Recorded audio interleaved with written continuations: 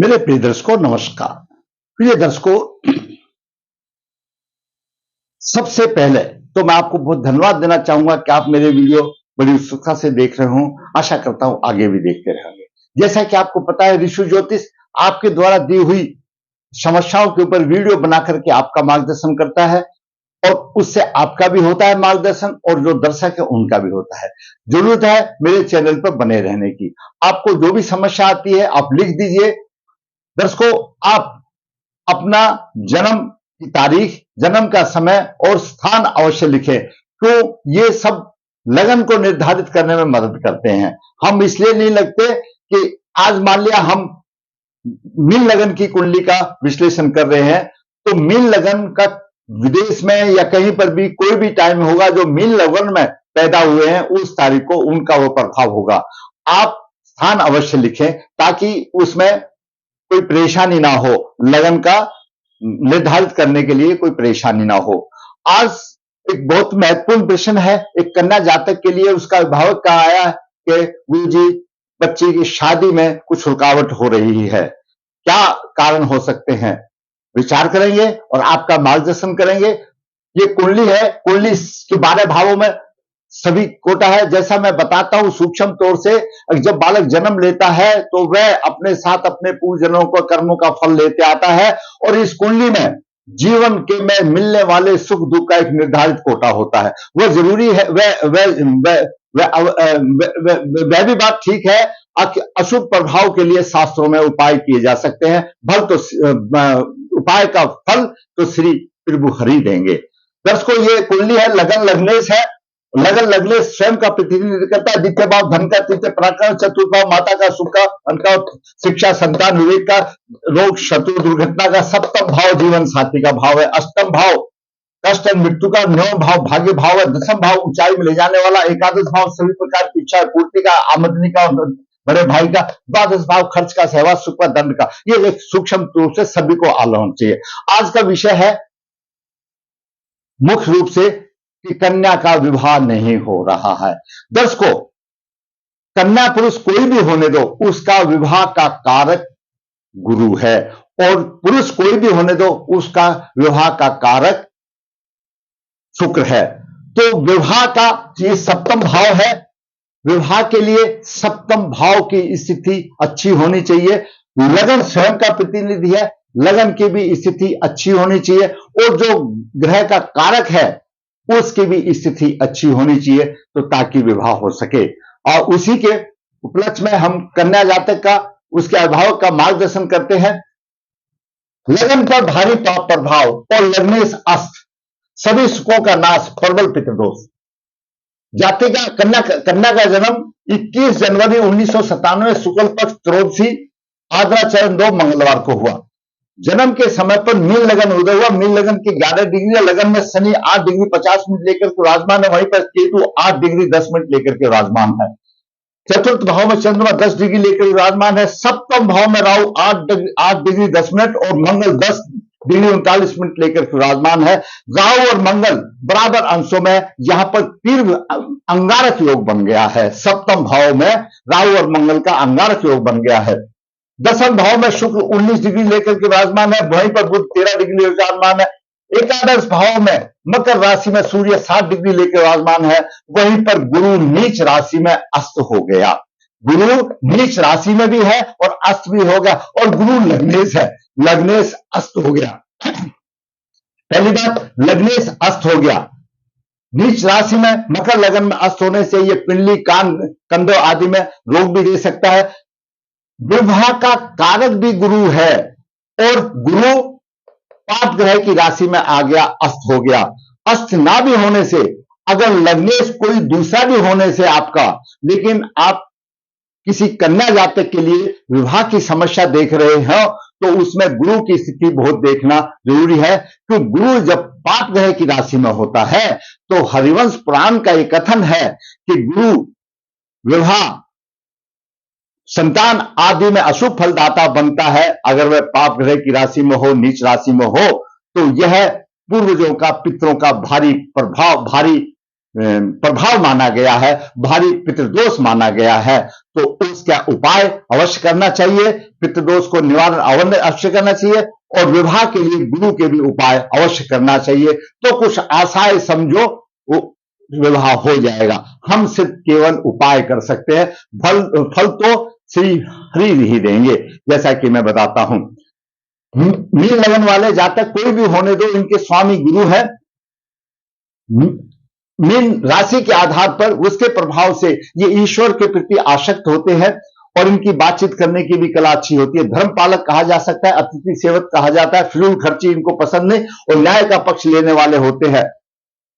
दुष्टता के बदले अगर इनके साथ कोई दुष्टता का प्रभाव करे तो ये उसके साथ में अच्छा प्रभाव करते हैं।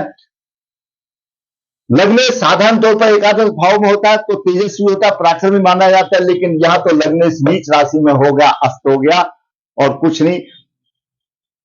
इससे मित्रों से धोखा मिलेगा, आय की प्राप्ति में उसको भटकना पड़ेगा और जब अस्त हो गया तो शिक्षा संतान में, सप्तम दृष्टि को देख रहा है, शिक्षा संतान में भी परेशानी आएगी। जहां पर भी देखेगा, अब ये समझो कि लग्नेश का कोई प्रभाव ही नहीं है। लग्नेश का कोई प्रभाव ही नहीं है कि बिल्कुल अस्त है। सूर्य के 7 डिग्री है और गुरु के 6 डिग्री है। यहीं पर मैं बता दूं, नीच लग्नेश है। लग्नेश का रत्न धारण गले में धारण करना चाहिए पितृदोष निवारण करने के बाद। अब बात करते हैं सूर्य की। सूर्य छठे भाव का स्वामी और एकादश भाव में है। छठा भाव पाप प्रभाव है और एकादश भाव भी उसका भाई है, तो वहां पर सूर्य पापी माना जाता है। छठे भाव का स्वामी एकादश में परल पापी बन जाता है। धन कमाने में ऐसा जातक उचित अनुचित कोई विचार नहीं करेगा, बस उसको धन कमाना है और वह मित्रों को धोखा भी दे सकता है। यहां गुरु उसको स्वयं को धोखा मिलता है और यहां सूर्य वह धोखा दे सकता है, अपने साथियों को धोखा दे सकता है, परंतु वह ख्याति जरूर अवश्य प्राप्त करेगा क्योंकि एकादश भाव में है। शामदेव दंड भेंट से कुछ भी करना पड़े उसको ख्याति अवश्य प्राप्त करेगी। सप्तम दृष्टि से संतान सुख में दिक्कत आएगी, शिक्षा में भी परेशानी आ सकती है, लेकिन वह प्रसिद्धि जरूर प्राप्त करेगा, धन कमा लेगा, धन अच्छा कमा लेगा, चाहे कैसे भी कमाए। अब बात करें चंद्रमा की। चंद्रमा पंचम भाव का स्वामी, चतुर्थ भाव में माता की आज्ञाकारी, ईश्वर भक्त, माता पिता का सुख लंबे समय तक मिलता है, शिक्षा अच्छी होती है और चंद्र को मिल रहा है, चंद्र के सामने शुक्र और बुध है। अब बात करते हैं मंगल की। दर्शकों, मंगल द्वितीय भाव का स्वामी और भाग्य भाव का स्वामी है और सप्तम भाव में आ गया और राहु के साथ अंगारक योग बन गया। जहां पर भी मंगल की दृष्टि होगी राहु के प्रभाव लेकर आएगा तो सभी सुखों की हानि करेगी। जैसे यहां पर चतुर्दृष्टि व्यवसाय में हानि करेगा, लगन में गर्भाट देगा, विचलित करेगा उसको, और अष्टम दृष्टि धन पर होगी तो वहां पर भी हानि करेगा क्योंकि राहु के साथ लेकर के चलेगा। इसी तरह से राहु का भी प्रभाव तीव्र गर्म होगा, अशुभ प्रभावी होगा। अब बात करते हैं बुध की। बुध दस को चतुर्थ भाव का स्वामी है और सप्तम भाव का स्वामी है और दसम भाव में आ गया। बुध सप्तमेश है। जब सप्तमे दसम भाव में होता है तो जीवन साथी सुनता नहीं, बिल्कुल नहीं सुनेगा, कुछ फिर बोलते रहेंगे कि मेरा तो घर वाला या मेरी पत्नी बिल्कुल नहीं सुनती। जब सप्तमे दसम भाव में होता है तो जीवन साथी कुछ नहीं सुनता। व्यवसाय में तरक्की देगा, पिता का सहयोग अच्छा मिलेगा और घरेलू सुख साधनों में सप्तम दृष्टि देख रहा है, उसको अच्छे सुख मिलेंगे। यहां पर चंद्रमा से सप्तम में बुध और शुक्र है। यहीं पर मैं बता दूं, जब चंद्रमा लगन से सप्तम भाव में धनु राशि बनती है, धनु राशि का सप्तमे से नीच राशि में हो जाता है तो चंद्रमा लगन से भी उसको शादी में परेशानी आती है। सप्तमे से अस्त हो गया और विवाह का कारक गुरु तो पहले ही नीच राशि में अस्त हो गया। अब बात करते हैं शुक्र की। शुक्र अष्टम भाव का स्वामी है, पराक्रम भाव का स्वामी है और दसम भाव में है। दसम भाव केंद्र है। थोड़ा सा हानि देगा, थोड़ी सी कठिनाई देगा, उसके बाद थोड़ा सा व्यवसाय में शुभता भी प्रदान करेगा। शुक्र के ऊपर शनि का प्रभाव है। हमारे ज्योतिष के विद्वानों का ऐसा मत होता है कि शुक्र अगर दसम भाव में हो और राहु और शनि जैसे पाप ग्रह का प्रभाव हो तो ऐसे जातक के 2 विवाह भी हो सकते हैं। वो 2 विवाह पुराना नियम है। पहले आदि काल में पहले कई विवाह करने का शौक होता था, लेकिन आज प्रतिबद्ध है 2 विवाह के लिए। आज के 2 विवाह होना ज्योतिष में इस प्रकार समझो, या तो कोई संबंध बन सकते हैं या प्रेमालाप बन सकते हैं या तलाक होने के बाद शादी बन सकती है, जैसे भी हो कुछ ना कुछ, या सगाई छूट जाती है। ये सारे कारण 2 विवाह के बन जाते हैं। अब बात करते हैं शनि की। दर्शकों, शनि एकादश और दसम भाव का स्वामी है और लगन में है। स्वास्थ्य में कमी होगी, भारी स्थानों से लाभ होगा। भाई बहन देख रहा है कि द्वादश भाव का स्वामी है, थोड़ी सी त्रुटिपूर्ण प्रभाव में देगा। सप्तम दृष्टि से सप्तम भाव को देख रहा है शनि, सप्तम दृष्टि से सप्तम भाव को देख रहा है। स्त्री और व्यवसाय के पक्ष में थोड़ी सी हानि देगा यहां पर, और व्यवसाय में परेशानी होगी। दसम दृष्टि से दसम भाव को देख रहा है, शुक्र को भी पीड़ित कर रहा है, और यहां पर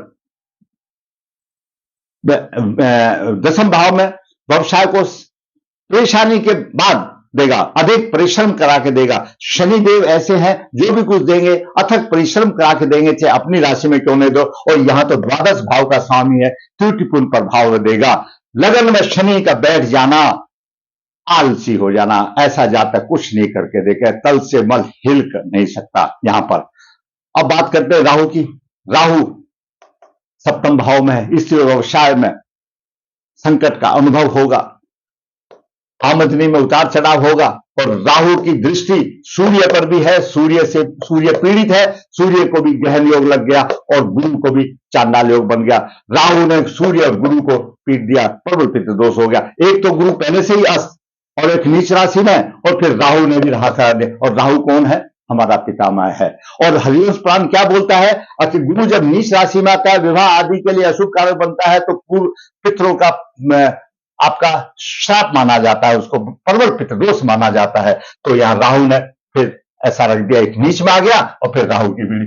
राहु की सप्तम दृष्टि लगन भाव पर है, लगन में गर्भनाथ रहेगी, पराक्रम को देख रहा, पराक्रमित होगा। यहां पर भी संतान स्त्री सुख में कमी का कारण बनता है। केतु लगन में है, भ्रम पैदा होगा, ऐसा जातक विचलित होगा, भ्रम पैदा होगा, मायावीपन से होगा, तो चोट दुर्घटना के कारक है। शनि केतु भी हो गया, राहु मंगल भी हो गया, दिमाग गर्म होगा, चोट दुर्घटना भी होगा। विवाह में परेशानी आएगी, केतु की पंचम दृष्टि विवाह में परेशानी आएगी, और केतु की सप्तम दृष्टि विवाह में परेशानी देगा। केतु की पंचम दृष्टि शिक्षा संतान में अवरोध देगा, और नौ दृष्टि भाग में परेशानी आएगी।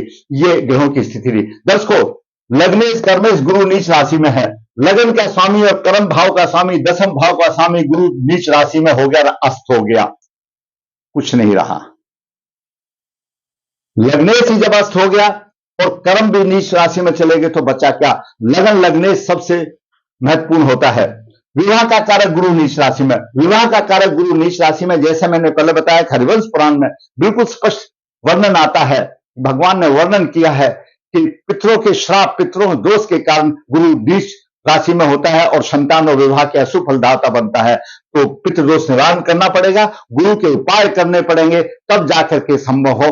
कर्म यही है, कर्म आपको करना पड़ेगा, हम तो सिर्फ आपका मार्गदर्शन कर सकते हैं। सप्तम भाव पर भारी प्रभाव, सप्तम भाव पर राहु का, मंगल का भारी प्रभाव, शनि का प्रभाव, केतु का प्रभाव। सप्तम भाव तो एक मधुरता का भाव है, जीवन साथी का भाव है, वहां पर गर्म भाव कैसे चलेगा? यहां पर सप्तम भाव की हानि होगी, विवाह आने में परेशानी आएगी। और ये शनि केतु राहु मंगल का सबका लगन के ऊपर प्रभाव है। शनि केतु लगन में बैठे हैं, राहु मंगल का लगन के सप्तम लगन पर भारी प्रभाव है। जब लगन पर भारी प्रभाव है तो क्रोध भी आएगा, गुस्सा भी आएगा, कुछ काम नहीं करेगा और उसको लगन की हानि हो जाएगी, और लगने से नीच हो गया। तो ऐसा समझो कि मुरझाया हुआ फूल वो क्या करेगा? कुछ नहीं करेगा, सोता रह जाएगा और आलस से भरा हुआ होगा। ये स्थिति जातक की होगी, यह जातका की होगी। अभी गुरु की महादशा चल रही है, 24/7/2009 से लेकर 24/7/2025 तक उत्तराषाढ़ा नक्षत्र में है।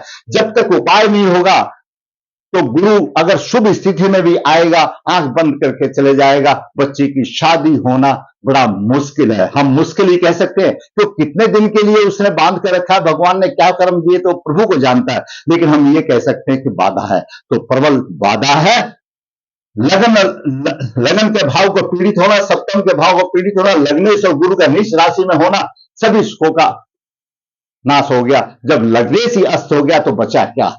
दर्शकों, मैंने आज उस कन्या जातक की कुंडली का आपके सामने उपायों के साथ भी वर्णन किया। ऐसी जातिका को गुरु का रत्न धारण करना चाहिए, ऐसी जातिका को गुरु का रत्न धारण गले में धारण करना चाहिए और पितृदोष निवारण करना चाहिए। और सूर्य को हमेशा जल देना चाहिए और विवाह के लिए गुरु को बलवान करना चाहिए।